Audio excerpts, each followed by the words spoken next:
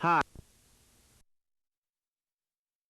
We're talking to Ms. CGreenlee and Mr. Daniel Brown, both members of an organization concerned with the homeless population in Nashville. And of course, Mr. Brown, let us see if we can pick up with you during the second segment by having you to look at a typical day, for example, because I'm sure that many members of our audience have absolutely no idea about what it means to wake up in the morning and go from the morning and when you get up until you lay down at night being homeless. And I think you've had experiences in at least 3 cities. And talk about it from that perspective. If you're staying at the Mission, you get up at 5 o'clock in the morning. Okay. From there, you eat something similar to breakfast. And you go from there to the campus. And when you go to the campus, then they might have something for you to do in the campus, and you mess around there for a while. And after that, you're looking forward to lunch. So you plan your whole day around eating. Where you gonna eat it? Where you gonna find work at? You know, and things like this. So the typical day is to get up and check all the temporary services and see if you can get some work. You can't get some work, then you come back over there for lunch. Then you go to lunch, and then you might check back with the temporary service, see if they have anything. And it's just a continuous day built around where you're gonna eat at, what you're gonna do when you get your food, and who you're gonna meet. And if they stand in the outside, then they have to build their little tents and their little mattress and sleep up there, and wonder if Metro gonna come and mess with them and bother them and tear their tents down or whatever. But it's a really, really rigorous day, and it's composed of surviving, constantly surviving. And you have to really plan your day around where you can eat. Be close to the food, close to what you can do that day.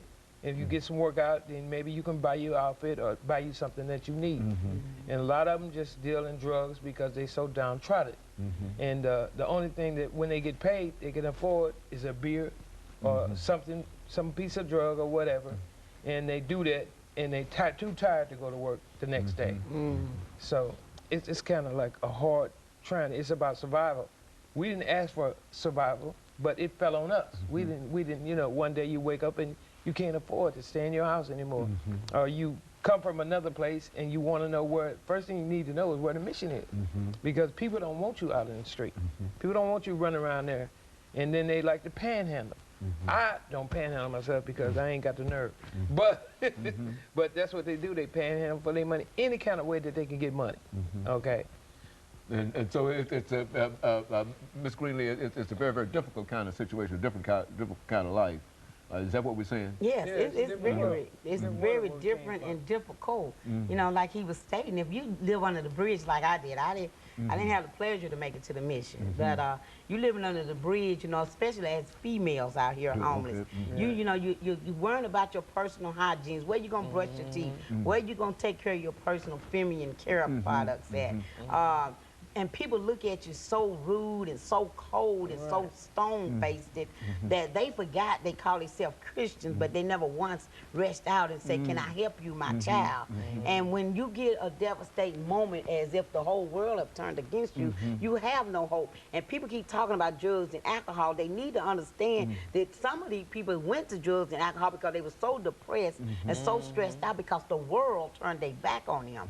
And I'm just calling out over and over and over that if we demand housing. If you work a job and you make $5.25, you cannot afford a house. Affordable housing, the rent starts at $650 and up. That's not affordable houses for a lot of people. So if they started recognizing that we have to come and start coming in together and accumulating some more money, leveraging some more money, maybe off of some of these condominiums that they keep building, then we can afford housing with wraparound service and get some of these people off the street.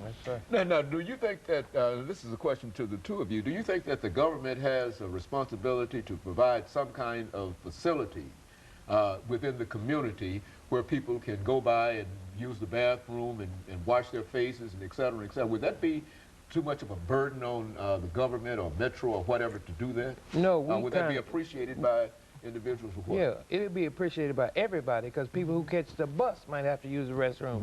So they need the restroom facilities just as bad as we do.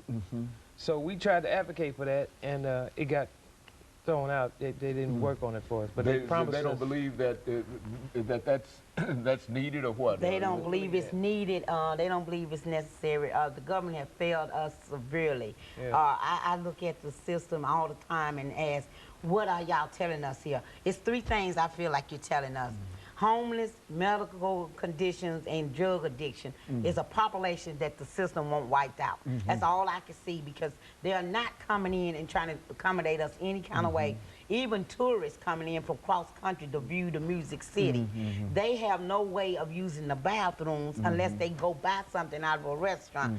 Little kids running around here in the summertime has no way to get water unless you get a bottle of water, because you have no water fountains around any of these parks, any of the courthouses. So it's a necessity to have bathrooms, water, and housing, because it's a human right, and it's against an amendment. And the government know that, and this is why we'll keep talking to them about this 200 units we're asking them for every year. And so you figure that if you could get 200 units of real low-income housing, that would help alleviate some of the problems. It would help a lot. They the one promised 1,800 units of housing by 2015. And they've already made that promise. They've already made that promise. The mayor did. We just calling they bluff. And we just letting them know that we are not going to lay down with you guys making that promise and not doing anything about it. Yeah. And so, go on. Yeah, so I'm just saying, so that's why I had came to the point where everybody that's coming in here building all these condominiums, the Signature Tower, the Western Hotel, all of the people that's coming to our state, making all of Nashville something that we're not even gonna know what it is in a minute, and it's our hometown. Just give us 1% of you coming into our state, taking over 1%. You wanna get the homeless out of the way, you come and help us, accommodate us with some funds, so we can help build these 200 units in scattered sites and remove the homeless from in front of your business. Yeah. And do you think that that would be an impossibility on a city as wealthy as Nashville, Tennessee? Yeah. No, impossible. No.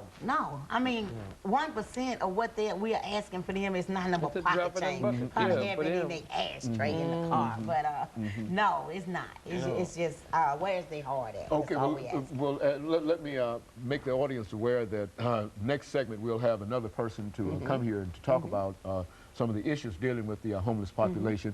And let me now, Ms. Greenlee, thank you and Daniel for coming by and just giving us an excellent insight into this whole issue of the homeless population, because I think, as we've said on many occasions, that the homeless population is really an invisible kind of population. We see them, we don't when we wish to, and we don't see them when we wish not to. And of course, we'll be back with you following this short commercial break. Okay, thank you. Segment of the show for